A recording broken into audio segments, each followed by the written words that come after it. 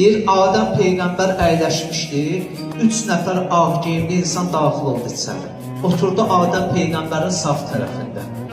Biraz keçmişdi ki, 3 nəfər qara geyimli insan daxil oldu məclisə, əyləşdi Adəm Peyğəmbərin sol tərəfində.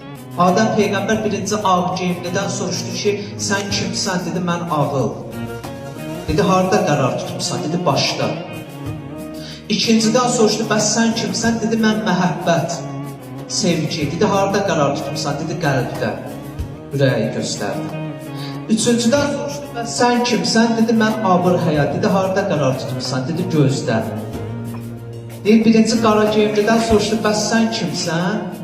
Dedi, mənəmsizlik, təkəbbür. Dedi, harada qərar tutmuşsan? Dedi, başda. Dedi, ağılla bir yerdə. Dedi, yox, mən gələndə ağıl gedir.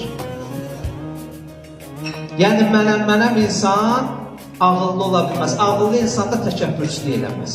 İnsan bilsə ki, nədən yaranıb, axırda nə olacaq?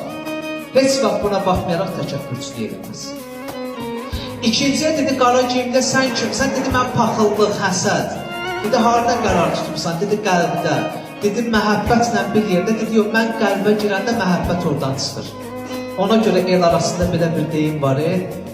Deyirlər ki, paxıl insan öz yumurtasını pişirmək üçün qonşusunun evini yandırar.